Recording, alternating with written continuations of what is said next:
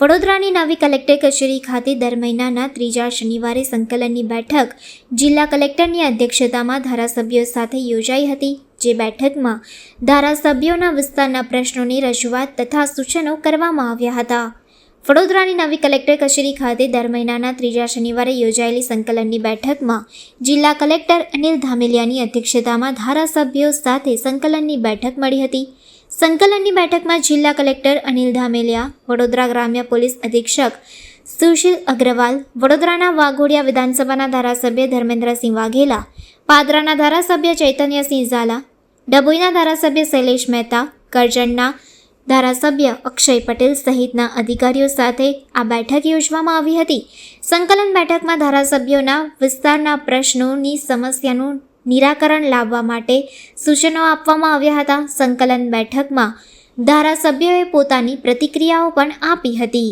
આજની સંકલનમાં ખાસ તો મારા પાદરા તાલુકાના ચાંસદ, ત્યારબાદ બિલ અને એને સમેલા ભીમપુરાને જોડતો જે વેસ્ટર્ન બાયપાસ છે, જે ઘણા સમયથી બેવનો જોઈન્ટ અટકેલો છે.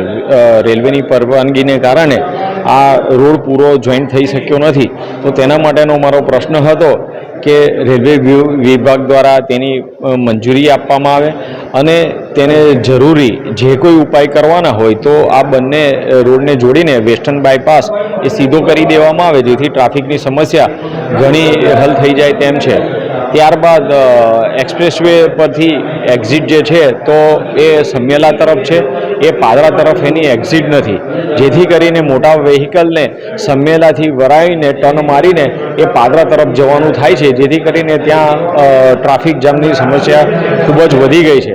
તો એક્સપ્રેસવેમાંથી એક્ઝિટ એ પાદરા તરફ આપવા માટેની મારી રજૂઆત હતી. તેની સાથે પાદરા જંબુસર રોડ કે જેમાં 4 લેન બન્યો છે તો તેનું વળતર આપવામાં આવેલું નથી, એની પ્રક્રિયા ચાલુ છે. તો વહેલી તકે આ વળતર આપી દેવાઈને રોડને ખુલ્લો કરવામાં આવે, રોડની સાઈડો ખુલ્લી કરવા માટેની મારી રજૂઆતો હતી. બેઠકમાં ખાસ તો જે કારવણ પાસે મેનપુરા ગામ છે ત્યાંની જે કંપનીઓ છે એ કંપનીઓ દ્વારા લોકલ લોકોને રોજગારી મળે, કારણ કે સરકારનો નિયમ છે કે 85% લોકલ લોકોને રોજગારી આપવી એ આપવામાં આવતી નથી. કોન્ટ્રાક્ટ પદ્ધતિથી આપવામાં આવે છે. એ લોકોને જે સરકારી લાભો મળવા જોઈએ એ નથી મળતા, એટલે એનું ધ્યાન દોરવામાં આવ્યું છે. જે જૂની કંપનીઓ છે એને પણ આ નિયમ લાગુ જોઈએ. નવી જે કંપનીઓ એ વિસ્તારોમાં આવી રહી છે એ તમામને 85% સ્થાનિક લોકોને રોજગારી મળે અને જે સરકારના નીતિ નિયમો છે એના લાભ મળે એ બાબતની રજૂઆત કરી છે. જે પોલીપ્લાસ કંપનીની અમે વારંવાર રજૂઆત કરી છે, એની પર જે એક્શન લેવાના છે એ અમુક અંશે લેવાયા છે ને અમુક લેવાયા નથી, તો એ બાબતની રજૂઆત કરી છે. રેલવે સાથેના જે પ્રશ્નો હતા એ રેલવેની ચર્ચા કરી છે.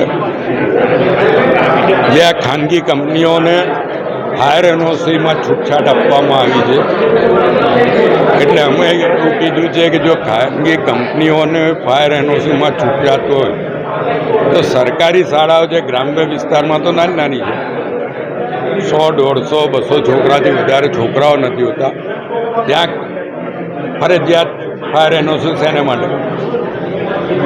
ફેક્ટરીઓમાં તો એક્સિડન્ટ થવાનો ભય રહે છે, આમાં એટલો કોઈ ભય નથી, છતાં પણ એ લોકોને ફાયર એનઓસી કમ્પલસરી અને ઇન્ડસ્ટ્રીઓને કમ્પલસરી નહીં, એટલે એનું ધ્યાન દોર્યું છે.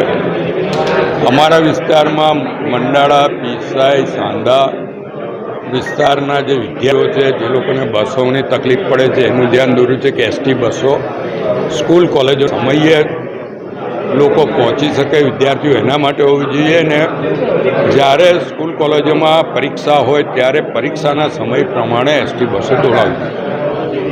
આ અંગે રજૂઆત કરી છે. સાથે જ આ વરસાદમાં ડભોઈ નગરમાં ખાસ કરીને પાણીના પ્રશ્નનો ઉદ્ભવ્યો. કલેક્ટરશ્રીએ પણ ત્યાંની મુલાકાત લીધી હતી. ત્યાં જે SSNL એટલે કે નર્મદા નિગમ દ્વારા સાયફન બનાવ્યા છે, સાયફનનું કામ કરતા ના હોય એના કારણે પાણી ભરાવાની તકલીફો આવી હતી. નગરપાલિકા દ્વારા સાયફન એક તોડવું પણ પડ્યું ત્યારે પાણીનો નીકળ્યો. તો નવા સાયફન બનાવવા માંગો છો કે કેમ? તો એ સાયફનની ડિઝાઇન RNBને હજુ સુધી આપવામાં નથી આવી.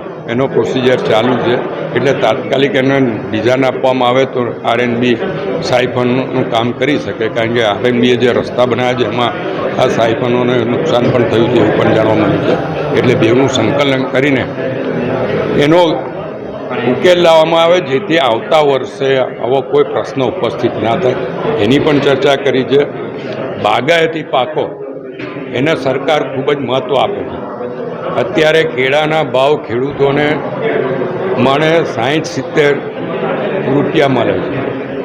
બજારમાં એ 800 રૂપિયા મણ વેચાય છે. આમાં વચેટિયાઓ જે કોઈ થઈ જતા હોય એને માટે ધ્યાન દોર્યું છે.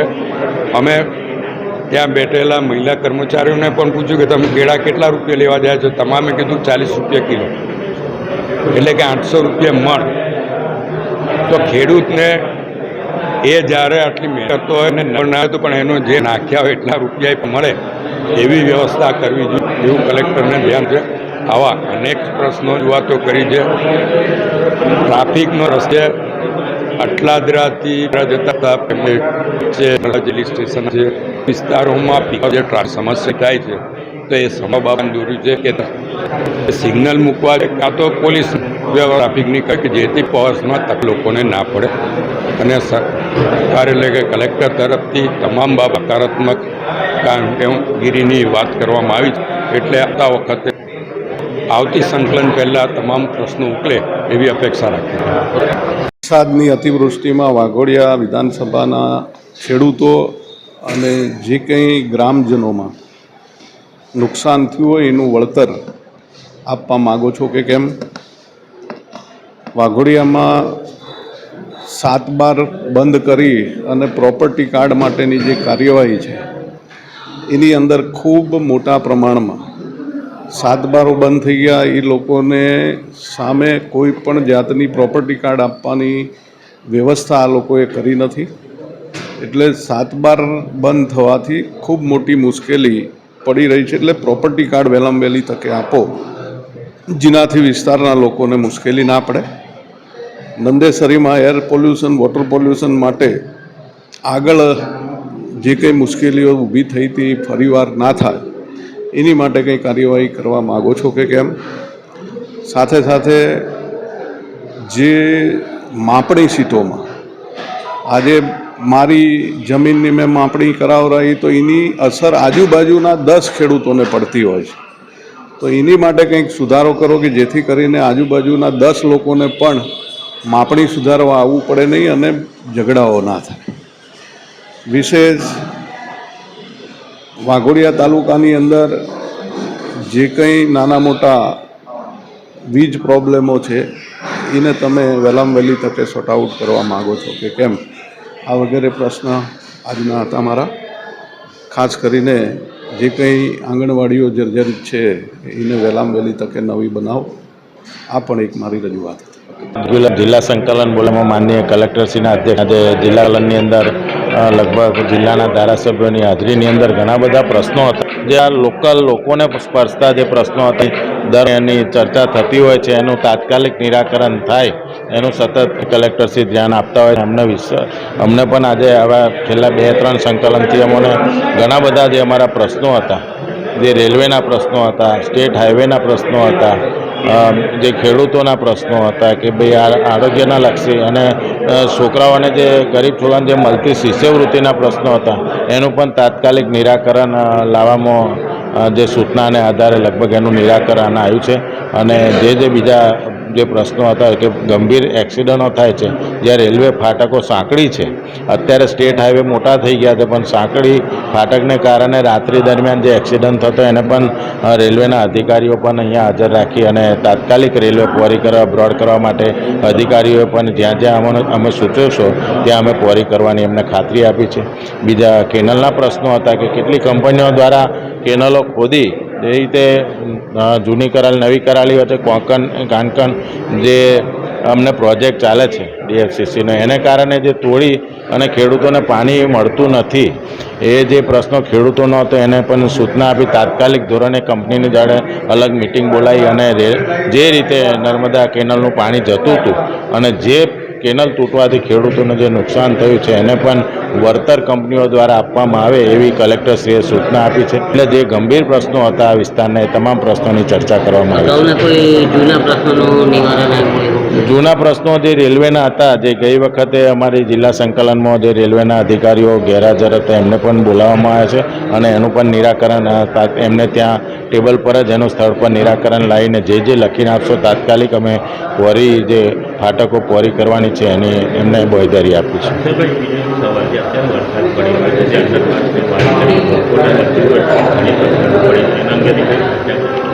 અંડરપાસ જે મારા વિસ્તારની અંદર ગણપતપુરા આવતું હતું એવી રીતે શૈલેષભાઈના વિસ્તારમાં કારવન ને બધા એ લોકોએ લગભગ 2 લાખ લીટરના ત્યાં આજુબાજુમાં સમ્પ બનાવી અને તાત્કાલિક વરસાદનું પાણી એની દ્વારા નીકળી અને બાજુમાં જે કંઈક ડ્રેનેજ જતું હોય, મોટી નદી નાળા જતું હોય એની મેં છોડવા માટેની એમની જે યોજના છે લગભગ ગયા ઉનાળાથી એ લોકોએ જે ચાલુ કરી છે અને લગભગ આ વખતે પાણી ભરવાના બહુ ઓછા બનાવ બન્યા છે અને એમને કીધું કે અમુક અમારે અંડર જે કામ પ્રગતિમાં પણ વહેલી તકે પૂરી કરી અને એ પાણીના નિકાલ કાયમ માટે થાય એ રીતેની એમને વ્યવસ્થા કરી છે અને અત્યારે માન્ય કલેક્ટરશ્રીની હાજરીમાં અધિકારી પણ સૂચના આપી છે કે જે નવી રેલવે અત્યારે મોટી કરવામાં આવી છે, જેવી રીતે ડભોઈથી સાડલી ને બધી સિનોરવાળી રેલવે એવી ઘણી બધી રેલવેઓ મોટી કરવાની છે, એની અંદર પંચાયત વિભાગના અને RNBના અધિકારીઓને પણ સૂચના આપી છે કે જે ડિઝાઇન કરો તો ફરી ભવિષ્યની અંદર આ રીતે પાણી ના ભરાય એ રીતેનું આયોજન કરવા માટેની એમને સૂચના આપી છે.